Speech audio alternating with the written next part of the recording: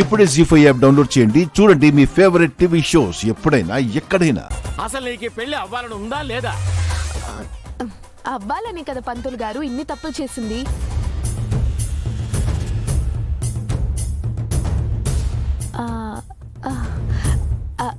అదే అక్క, తిప్పలు ఇన్ని తిప్పలు పడుతుంది అంటున్నా. అవును, మరైతే ఆలస్యం దీనికి పొర్రు దండాలు పెట్టడం కానివ్వండి.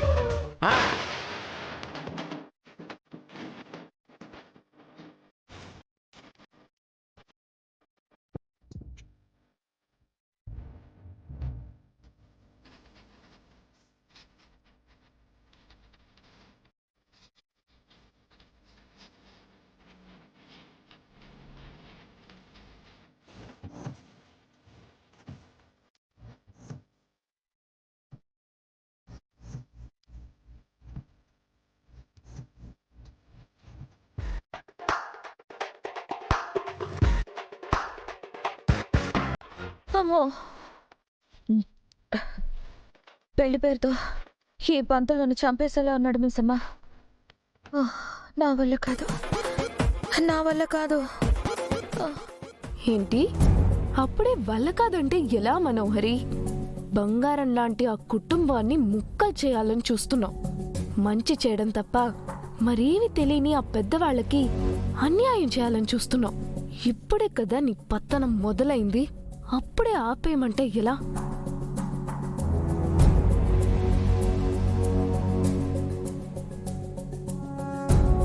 మిస్సమ్మ, ఏం ఆలోచిస్తున్నావు? వెళ్ళి పంతులు గారిని పిలు. అక్కర్లేదమ్మా, నేనే వచ్చేసా. ఏది నోరు తెరిచి నాలుక బయట పెట్టు. చక్కెర పోస్తారా? థ్యాంక్స్.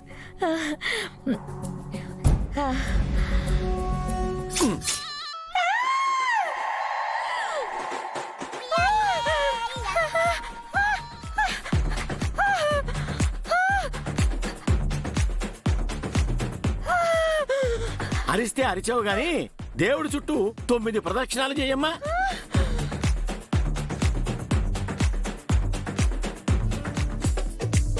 ఏ నిమిషానికి ఏమి జరుగును ఎవరు హించెదరు. తమ్ముడు,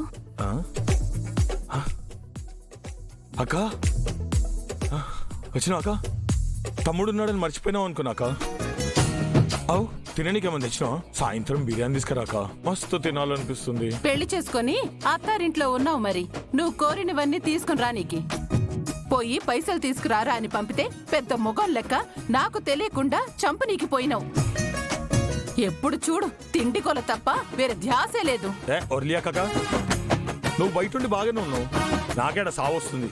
నా పరిస్థితి కూడా బయటేం బాగాలేదురా. జీవితంలో చేసిన అన్ని తప్పులకి మీ బావ ఇప్పుడు శిక్షలు వేస్తుండు. అక్క, ఈ సోదంతా పక్కకు పెట్టు. ముందు నన్ను జైలు నుంచి బయటికి ఎప్పుడు తీసుకొస్తావు చెప్పు. మనోహరి పెళ్లి పనుల్లో ఉంది. ఎప్పుడో ఒకసారి నీ గురించి గుర్తు చేస్తానులే. అప్పటిదాకా సప్పుడు చేయకుండా లోపలుండు.